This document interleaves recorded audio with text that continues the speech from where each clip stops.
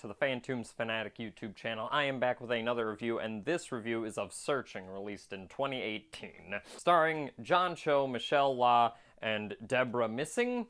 And the plot of Searching is that on the last week of school, before summer hits, Margot Kim, a teenager, goes missing. That's the sequel to this, but just wait, you'll get the joke.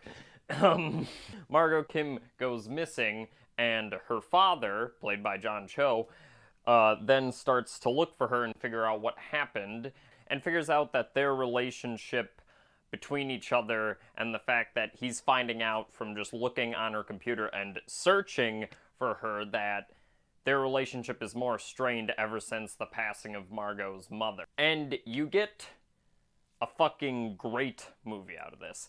I absolutely love Searching. Obviously, this film takes the format of being told from the screen cap perspective like the Unfriended movies, and like Missing, which is pseudo-sequel to this film.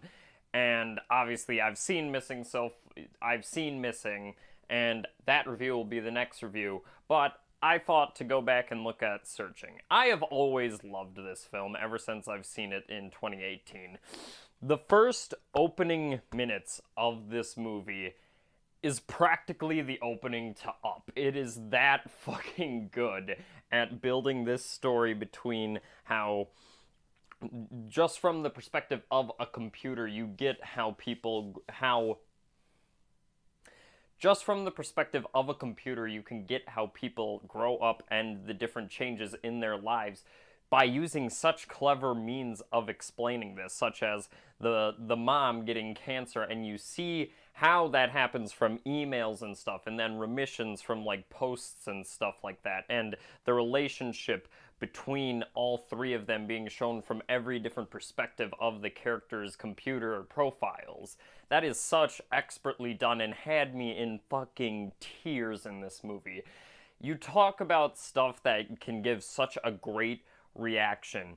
This movie has the perfect reaction of explaining what is going on medically with the mom just in the 4 opening minutes that we get, and it brung me to tears simply from seeing her move her mother's like mom comes home thing on her calendar and then eventually deleting it. That one action shows so many fucking emotions, and I think what really makes this film work, especially from using it from the screen cap perspective and not necessarily having your actors carry a lot of it, is the editing and the score. The editing carries so much of this because if you were just to give this plot synopsis that it was from a computer's perspective, and it's like a thriller movie where a father is searching for his daughter who went missing, it doesn't sound that interesting. But I think what really helps is that the editing really captures your attention in a lot of this. The editing expertly uses motions, zoom-ins on different things. It like follows the text as it is typing to keep you entertained. And the score really helps with that, especially in emotional moments such as that like first 5 minutes of the film, which had me almost in tears because of how expertly it is done. The score carries a lot of this, especially when it's like an intenser searching moment where he's like figuring more and more stuff out and revelations are revealed about what's going on. The editing and the music gets more darker and censor, so you get build up without having to use the actors. But obviously you still get performances in this, or else the film wouldn't be that engaging. And the way they do it is a bit over convenience in the fact that when every single time he launches his computer, he doesn't close out of FaceTime so you see his reaction.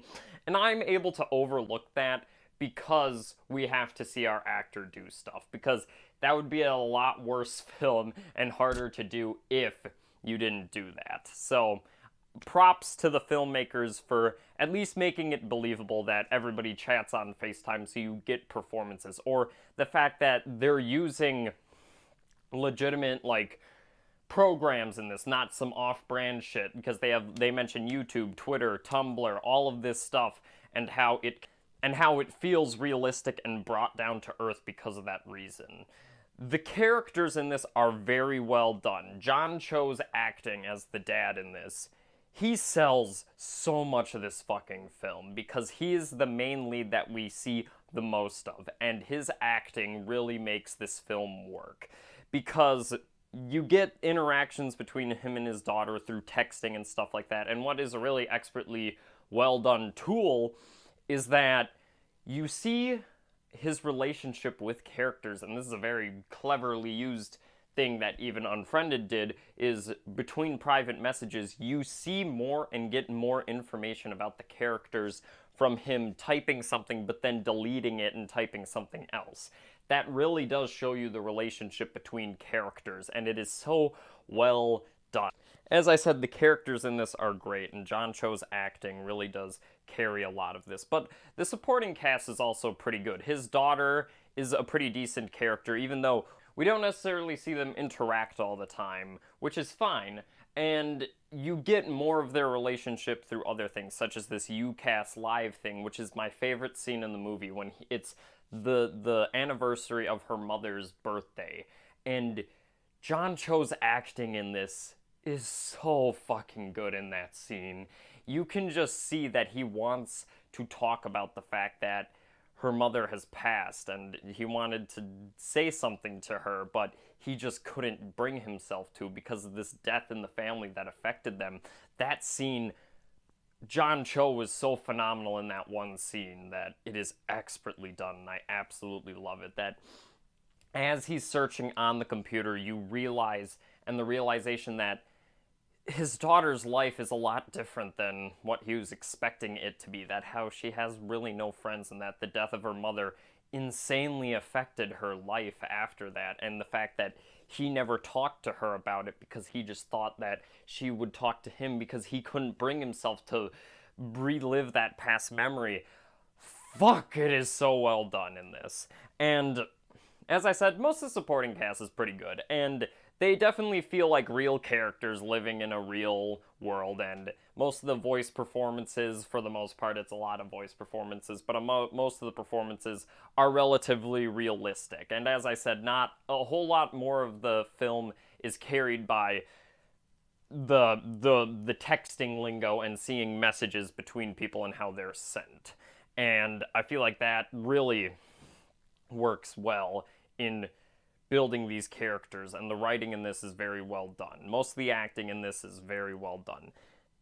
Now let's talk about the mystery, which I feel like the mystery is relatively good enough to carry you through the film. There are some leaps of logic and some stuff that I'm like, okay, that seems insanely coincidental, that certain characters reveal their motivations, or the fact that you have a scene explaining everything, but I'm fine with that because, one, the other things going on, the other plot revelations between him and his daughter, and how he realizes that he didn't really know his daughter as a person, I feel like is insanely well done, and really well sets up the relationship, and those aspects I feel like bring it enough into it to where I'm interested. And the red herrings in this are well enough done, even though I feel like maybe some things would have been revealed earlier to the guy, but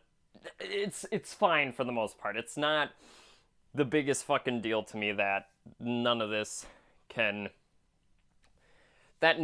makes sense, because most of it does, and I'm able to take some leaps of logics, even though there's stuff in this where it's like, a kid would not Google what is intercourse, they would Google they would not Google what is intercourse, they would Google what is sex. That's my one, that's a big problem with me with this film, is just that one piece of dialogue.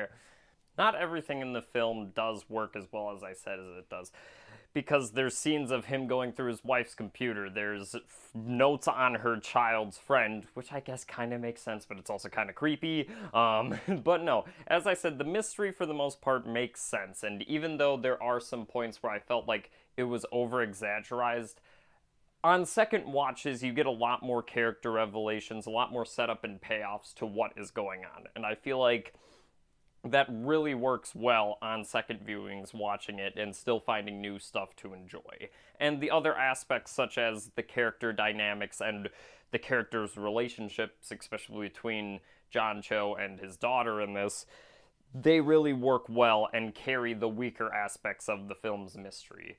And there's a surprising amount of levity in this film. There's some good comedic jokes that maybe break up some of the more sad and intense moments of the film, but I feel like you need them, especially with the fact that this opening shot really brings me to tears, and the last shot brings me to tears as well. It is so well done because of the score and music. But yeah, that's my review of Searching. I really feel like the acting, editing, and sound design and score and character writing and all of that really works well and brings it to a higher bar to me to enjoy those moments and overlook its weaker moments with its mystery. But for the most part, the character dynamics and stuff like that are so well done that I feel like I can overlook the weaker aspects of the film. And obviously, this film is heavily carried by the editing and the score, which are insanely well done. John Cho's acting in this really is phenomenal, especially in that one scene on the day of her mother's birthday that he was going to say something to her, but instead he couldn't bring himself to do it. And I absolutely love that scene. But yeah, what did you guys think? Obviously, everybody has a different opinion than me, so I'd like to see those in the comment section down below. If you have any other reviews, you leave those in the comment sections as well. Make sure to like, subscribe down below. Check out the channel. We have a new D&D podcast up and going, and just the Meandering Conversations podcast, so make sure to check those out. We put a lot of work into those. And yeah, the next review will be of Missing, the whole ING franchise, I guess is what we're gonna call it from now on. But yeah, I will see you all next time.